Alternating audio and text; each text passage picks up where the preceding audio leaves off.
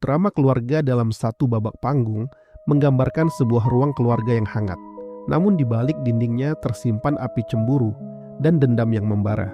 Inilah kisah tentang bagaimana kata-kata yang tak terkendali mampu membakar jembatan kasih, dan bagaimana penyesalan datang ketika pintu telah tertutup rapat saat sang istri pergi meninggalkan segalanya, karena luka yang ditorehkan bukan hanya oleh ipar, tapi juga oleh diamnya suami yang tak berani membela. Ruang keluarga. Raisa sedang merapikan mainan keponakannya yang berserakan. Melisa duduk santai dengan kaki di meja. Melisa, tanpa menoleh. Itu mainan anakku, Riz. Hati-hati, jangan sampai ada yang hilang. Barang-barang mahal. Raisa tersenyum tipis. Iya, Mbak. Aku cuma membereskan biar rapi. Melisa, rumah ini rumah orang tua, bukan rumahmu. Kalau enggak betah, ya pulang ke rumah kontrakanmu sendiri. Andra masuk dari pintu dapur, diam. Raisa menahan napas. Mbak, aku rasa aku bagian dari keluarga ini juga. Aku istri Andra. Melisa tertawa sinis. Istri, lu cuma nempel. Nggak bawa harta, nggak bawa nama. Andra bodoh milih lu. Raisa menoleh ke Andra. Andra menunduk, menggigit bibir. Andra, lirih. Mbak, jangan begitu. Melisa, diam lo, gua kakak lo. Lu berani-beraninya belain orang luar di depan gua. Raisa, air mata mulai menggenang. Aku istrimu, Dr. Randa, bukan orang luar. Andra diam, hanya diam. Raisa menatapnya, dan di sana dia melihat kehampaan. Malam, kamar Raisa dan Andra. Raisa duduk di tepi tempat tidur. Andra berdiri di depan pintu. Raisa, kenapa kau diam, Andra? Kenapa tak pernah kau bela aku di depan kakakmu? Andra menghela napas. Dia kakakku, Riz. Aku nggak mau ribut. Nanti keluarga besar pecah. Raisa, keluarga besar, dan aku? Aku bukan keluarga besarmu. Andra, jangan lebay. Dua kata itu seperti belati. Raisa terdiam. Lalu dia tertawa pelan, patah. Raisa, lebay. Dia bilang aku orang luar, di depan matamu, dan kau diam. Dia ambil uang dapur kita, katanya buat biaya keluarga. Padahal buat belanja barang mewah. Kau diam. Dia hina mamaku yang sudah meninggal. Kau tetap diam. Tapi aku lebay. Andra membuang muka. Andra, aku capek, Riz. Jangan bikin masalah. Raisa berbisik menangis. Aku bukan bikin masalah, dokter.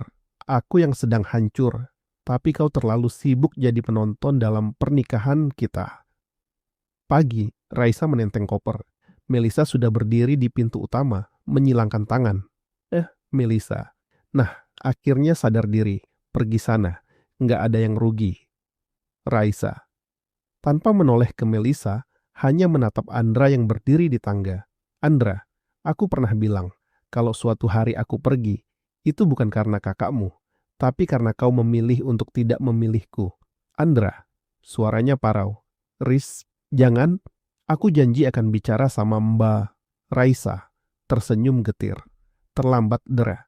Cinta butuh dua orang untuk memulai, tapi cukup satu orang untuk mengakhiri. Dan kau sudah mengakhirinya sejak lama, dengan diam-diammu. Raisa pergi. Pintu ditutup perlahan, tidak dibanting, seperti orangnya yang sudah terlalu lelah untuk marah. Melisa tersenyum puas. Andra jatuh berlutut di tangga. 2 bulan kemudian. Ruang keluarga yang sama, tapi terasa sunyi. Andra duduk di sofa, kusut botol minuman keras di sampingnya. Suryo mengantar Melisa pulang dari mal. Melisa melempar tas. Minta tolong ambilkan gua minum. Andra tidak bergerak. Andra, suara serak tanpa melihat. Mbak Raisa, dia nggak pulang-pulang, nggak ada kabar, nomornya mati, rumah orang tuanya kosong. Melisa, ya udah, nikah lagi aja, banyak cewek. Andra membanting botol ke lantai. Diam, teriak sekencang-kencangnya. Melisa kaget. Selama ini gua diam. Gua biarin Mbak hina dia. Gua biarin Mbak ambil hak dia. Gua biarin Mbak usir dia dari rumah ini. Karena gua pikir itu damai. Tapi lihat sekarang.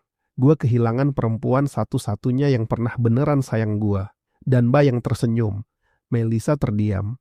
Untuk pertama kalinya, dia tidak punya kata-kata. Andra menangis terseduh-seduh. Dia pergi. Dan gua gak pernah bilang bahwa dia rumah gua. Bukan rumah ini. Bukan keluarga besar, tapi dia. Melisa mundur selangkah. Ada sesuatu yang retak di dadanya. Bukan penyesalan, tapi kesadaran bahwa dia telah merusak sesuatu yang bahkan tidak pernah dimilikinya. Andra berdiri di tepi jendela. Hujan deras, sebuah surat di tangannya. Surat yang ditinggalkan Raisa, ditemukan hari ini di balik lemari. Andra, membaca suaranya patah. Andra, aku mencintaimu bukan karena kau sempurna, tapi karena bersamamu aku merasa cukup. Ternyata, cukup bagimu bukan berarti cukup untukmu. Kau lebih takut kehilangan muka di depan keluargamu daripada kehilangan aku. Dan itu yang paling menyakitkan. Andra jatuh berlutut. Surat itu basah oleh air matanya. Andra, berbisik di tengah hening. Raisa, aku bukan diam karena aku takut sama Mbah. Aku diam karena aku pikir kau akan selalu ada. Maaf aku baru belajar mencintaimu dengan benar. Setelah kau benar-benar pergi. Lampu panggung perlahan meredup. Yang tersisa hanya suara hujan dan isak tangis seorang laki-laki yang menyadari, cinta bukanlah tentang siapa yang tinggal, tapi siapa yang berani memilih saat semuanya ingin pergi. Jangan pernah mendiamkan orang yang kau cintai demi menyenangkan orang yang tak pernah peduli dengan kebahagiaanmu. Dia di saat yang salah bukanlah kedamaian. Itu adalah pengkhianatan yang dibungkus sopan santun, karena cinta sejati tidak pernah buta terhadap penderitaan pasangannya. Jika kau tidak berani membela dia di depan dunia, maka jangan heran jika dunia dan dia akhirnya pergi meninggalkanmu sendirian dengan penyesalan yang tak lagi bersuara. Tirai perlahan menutup, hujan berhenti, tapi air mata laki-laki itu terus jatuh, membasahi tanah yang kini terlalu sepi untuk dipanggil rumah. Tamat.